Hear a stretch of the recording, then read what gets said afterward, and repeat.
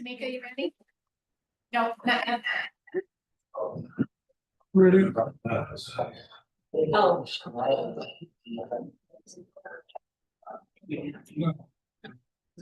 Oh.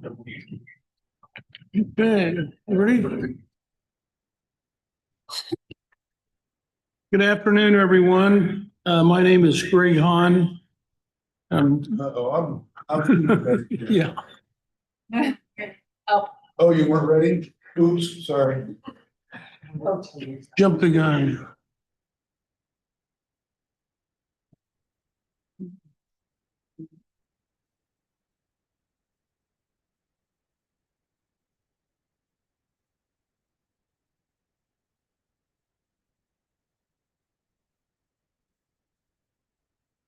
What exactly that?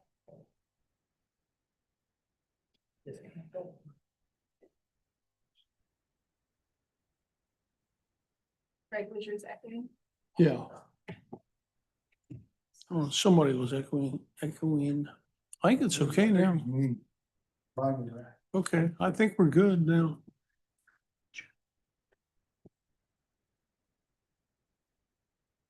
You ready? No, I'm still echoing.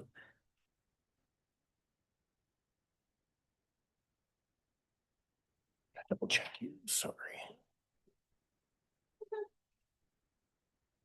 Oh. I'll let you do that because Okay. it was so close. There we go. All right. Thank you. Now you good, Tamika? Okay. Okay. All right. Get our IT set up here. Okay, starting it. My name is Greg Hahn, Chairman of the Board for the Indianapolis Public Transportation Corporation. And this is our Board of Directors meeting for July, and it's July 16th, 2026, and it's now 4:02 p.m. So Bob, would you please call roll? Yes, directors, please indicate your attendance when I call your name. Director Smith? Yeah. Director Quick? Director Fagan? Director Wilson? Present. Director Hahn? Present. Mr. Chair, we have a quorum. Thank you, sir. Next, we're going to do awards and commendations. And our president and CEO, Jennifer Purrs, will present any awards and commendations we have for June. All right. Thank you, Tamika. We're going to start out with our June 2026 safe drivers. The folks on the screen here were recognized for their safe driving in the month of June and received a National Safety Council patch, pin, and certificate. I'll call attention to Byron Reed, the operator at the top of this list. He has had 16 years of safe driving as a coach operator in our fixed route service, 27 years of service in total to Indigo. So congratulations to Byron Reed. And then we have our employee of the month for July, Dantes Motley, is a coach operator on our fixed route transportation. His nominator commended him for his outstanding customer service and great attitude, and his assistance to the folks, the mentors in the mentorship and apprenticeship program. So thank you, Dantes, for your amazing service, and congratulations on your award. Okay. That is all I have for right now. We're going to come back with one more special award at the end of the meeting. Okay. Thanks, Jennifer. Moving on to item 3, committee reports. We will enter into the record the Governance and Audit Committee report for its meeting on July the 9th, 2026. Is there any objection? Comments? Okay. The regular agenda, we go to item 4, and we'll begin with action item A1, and that's consideration and approval of the board meeting minutes from June the 18th, 2026. Are there any questions or comments from the board members on that? Okay, Can I get a motion for consideration and approval So moved. of the June 18th, 2026 board meeting Sorry. minutes? That's right. So moved. Okay. There being a motion and a second, all those in favor say aye. Aye. All those opposed, nay. Mr. Chair, if I may interject, just for the record, I want to note that Director Gardner is present. Okay. And with, there was no nay vote, so that is part of the record. And now we go to item A2. And that's the introduction of the 2027 budget. And that'll be presented by our Chief Financial Officer, Justin Burgum, and Budget Manager, Andrea Carocha. Thank you.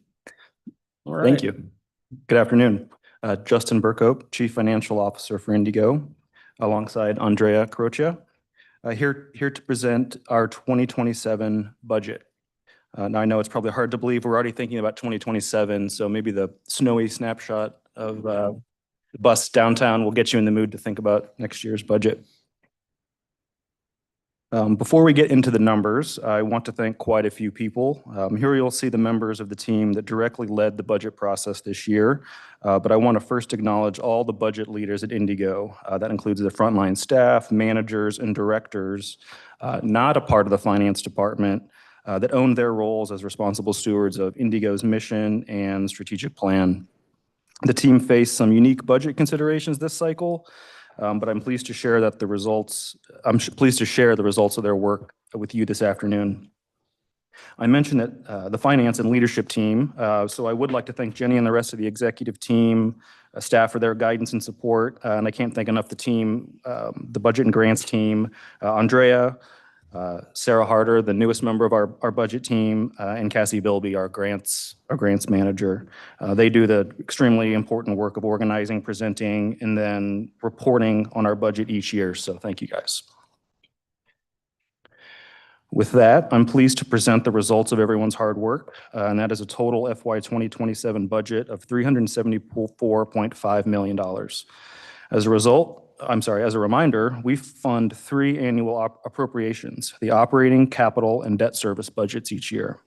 In 2027, we're proposing an operating budget of $164 million, a capital budget of $189.7 million, and a debt service budget of $20.8 million. In total, this represents a 13.4% decrease from the adopted budget for 2026. Before we get into the details of the budget, I wanted to take a step back and share what the expectations were of the team when it came to considering their requests for next year. We asked all chiefs, directors, and managers to work together to create a budget that was built around the strategies and objectives in our strategic plan. Each line item or budget initiative was to have a direct impact on at least one of the following: protecting frontline workers, increasing ridership, or prioritizing long-term stability. During our lengthy budget reviews and discussions, budget preparers were expected to share the ways in which their budgets supported one or more of these objectives. The goal was to keep these front and center throughout the entire budget process. Next, to support long-term fiscal sustainability, which is one of our strategic plan pillars, we asked preparers to use zero-based or modified zero-based budgeting for 2027. And just a reminder that zero-based budgeting means we ask preparers to imagine their budget starts at 0 each year and then build it back up from there, rather than starting from last year's number and adding increases the following year. Every initiative should be justified, and preparers had to be prepared to show how each budget supports the priorities and objectives from the last slide, not just to point to what was spent before. This is different from the traditional approach where departments carry forward last year's budget and add a set increase. That tends to let costs stick around year after year, even sometimes when they're no longer needed. Zero-based budgeting forces a fresh look at everything instead. The goal is to limit budget creep and make sure resources go where they're most needed rather than where they went last year. And under a modified approach, some fixed costs can be exempted from the full justification, but most spending still goes through this detailed review. With that philosophy and methodology in mind, our team went to work and we're pleased to present the results of that effort, which is a proposed operating budget of $164 million for 2027. This represents a 6.6% total variance when compared to the 2026 adopted budget. By main expenditure category or character, we're budgeting $87.6 million for personnel services, $57.4 million for other services and charges, and $19 million for materials and supplies. Personnel services includes wage increases for all staff at a budgeted FTE count of 929.5. This represents a net increase of 10, which is nearly entirely driven by the ramp up in staffing required in late 2027 as we prepare to open the East Campus Fleet Storage and Maintenance Facility. Personnel services also includes Indigo's costs associated with our employee medical insurance, which we are projecting to increase by approximately $1.2 to $1.5 million from 2026.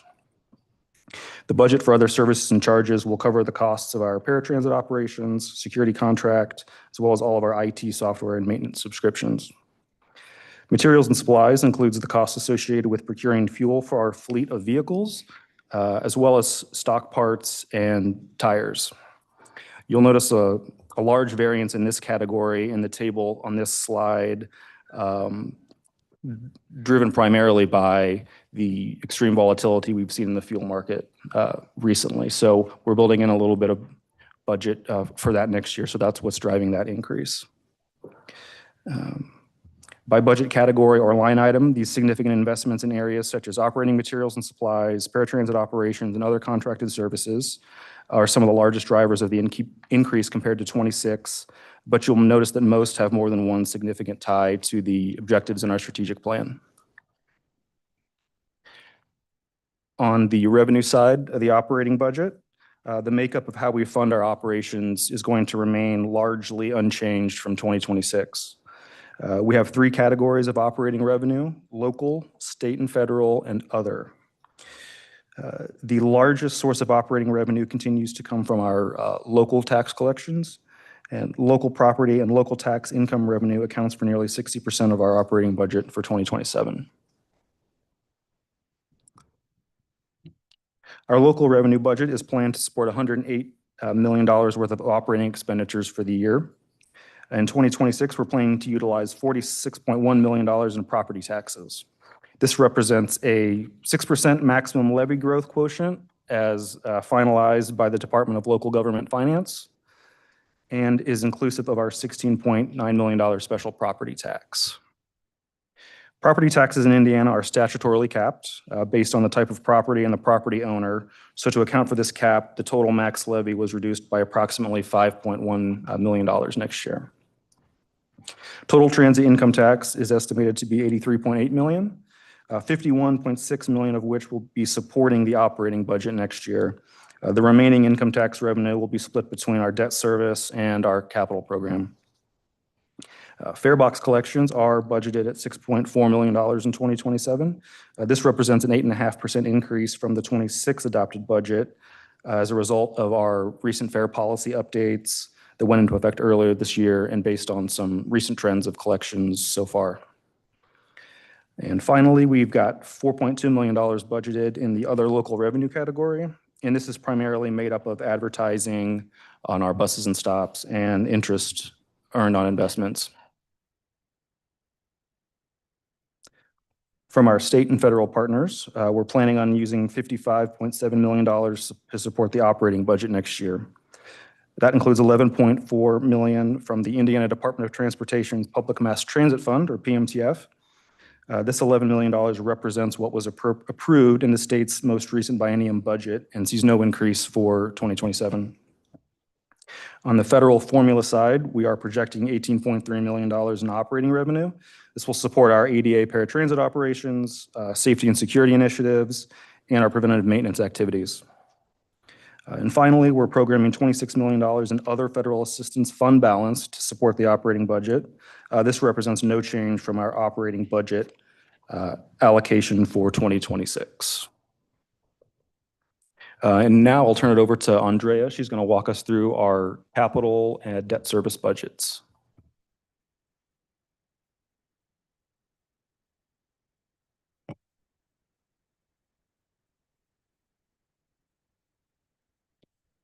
Thanks. Good afternoon, members of the board, executive team. Andrea Rocha, Interim Budget Director, and continuing with the presentation, while the operating budget addresses our day-to-day expenditures, the capital budget provides a roadmap for larger investments that support our long-term goals. For 2027, we're budgeting $189.7 million towards capital projects, which we group into 5 categories: BRT and on-street infrastructure, facilities, fleet replacement, information technology, and safety and security. Consistent with recent years, the largest share of our capital investments continues to be directed towards BRT facilities and modernizing our fleet. The most significant capital investments in 2027 include continued construction of the Blue Line, our third BRT route connecting the east and west side of Indianapolis through downtown, the construction of the East Campus bus storage and maintenance facility, and the replacement of fixed route and paratransit vehicles. As we continue on strengthening Indigo's long-term financial stability, this budget reflects the first steps toward a revenue-constrained capital budget as we prioritize projects based on available funding. Next year is when we'll fully see a revenue-constrained capital budget approach, and we've taken a step into that direction this year.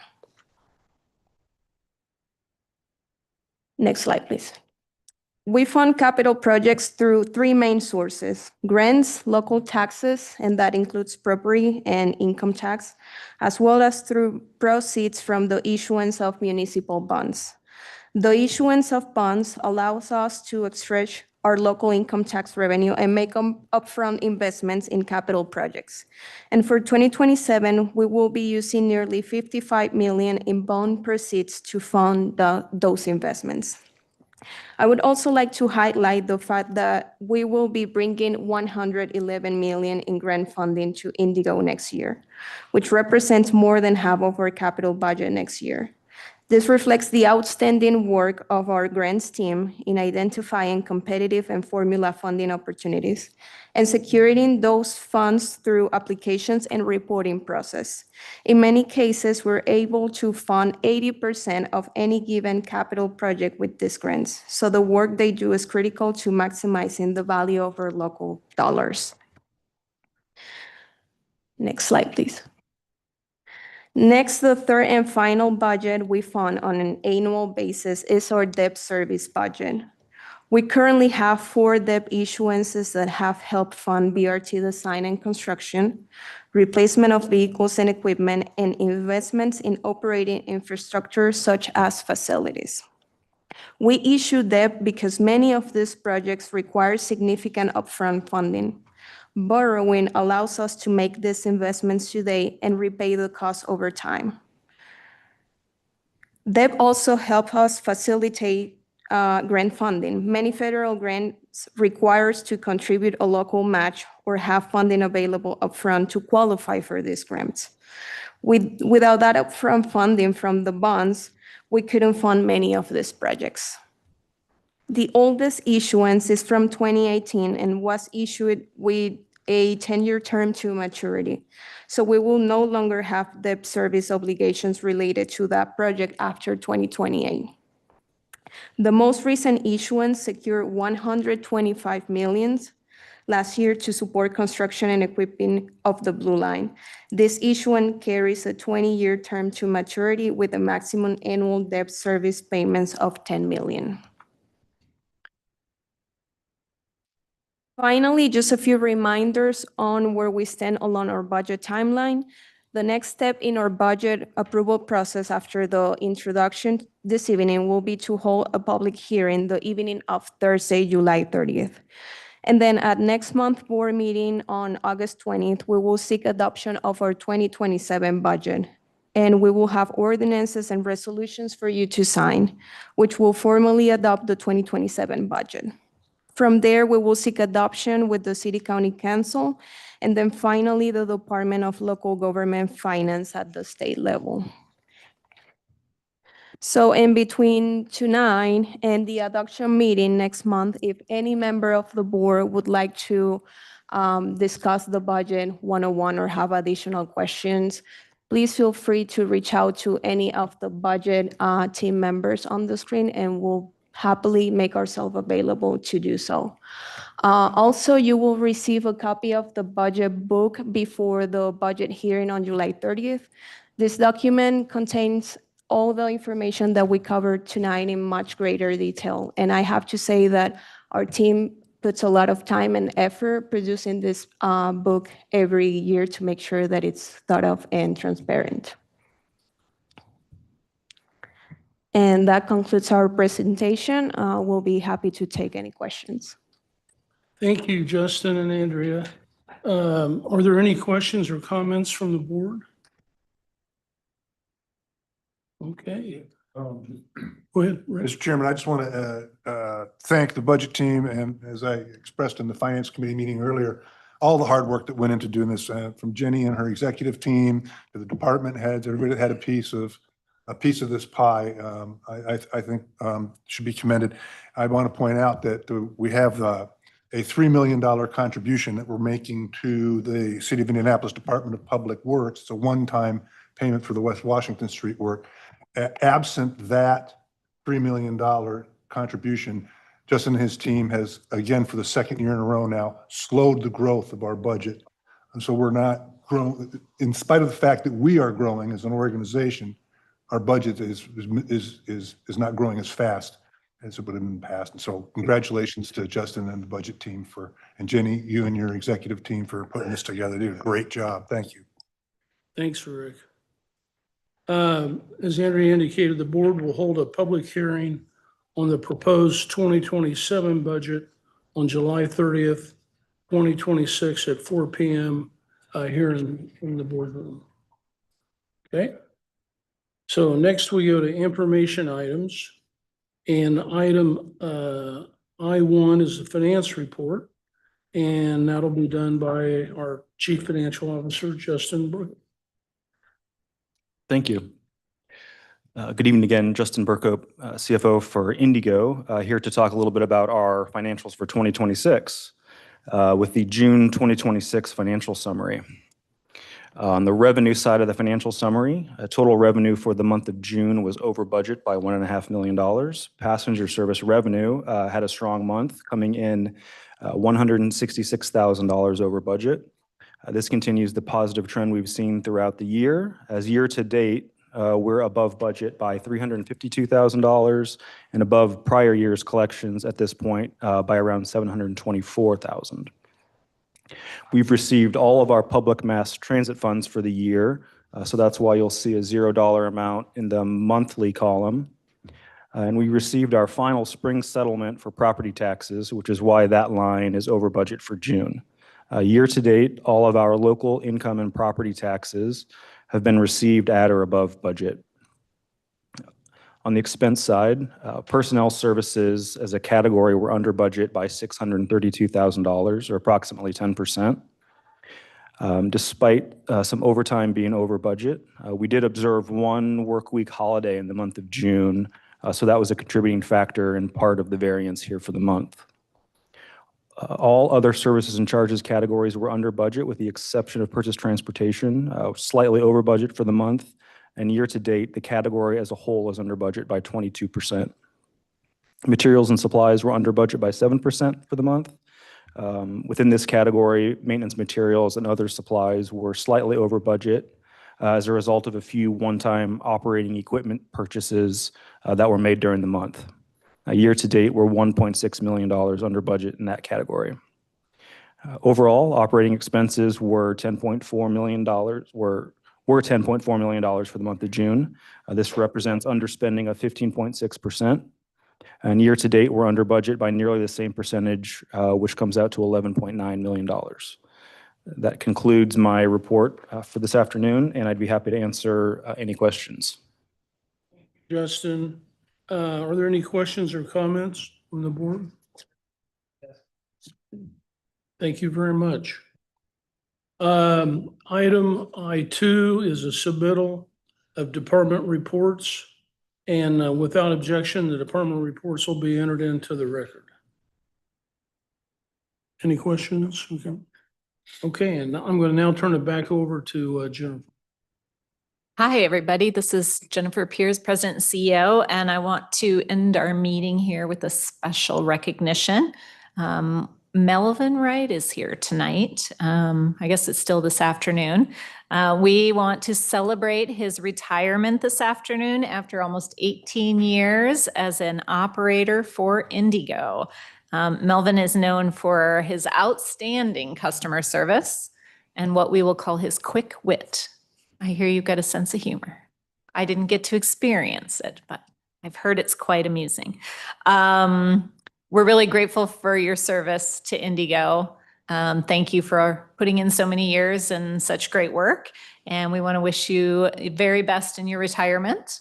Your plaque is in the hands of our operations team and will be given to you officially at another time. But if you would like to come up, we would love to shake your hand and take a photo. So congratulations.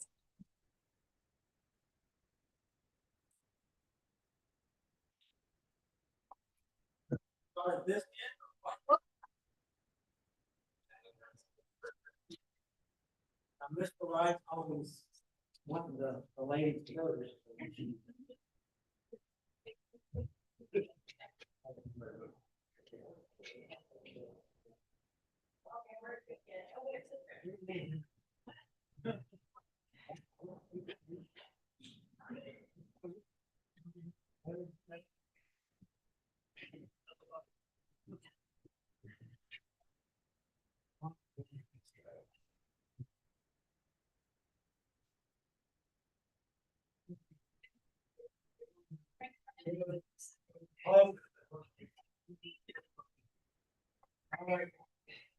Ladies.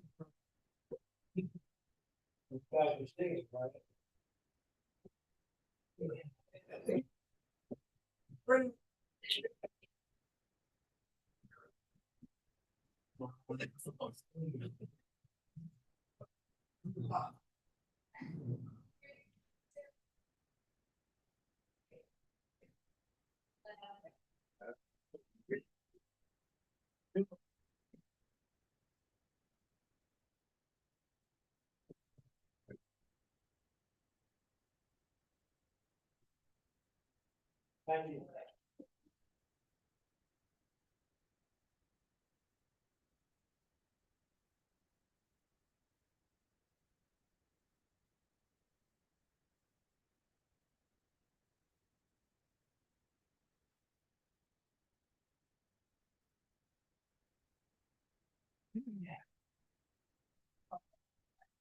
Hmm? Okay, all right. Well, thank you all for being here. We know it's, in this heat, it's a lot tougher out there than normal. And it's tough on the employees. It's also tough on our equipment. I think I saw 3 buses today. I was all over Marion County going to different meetings. I think I saw 3 buses down. So I'm sure that they're suffering from the heat as well. But thank you all. And with that, we're adjourned.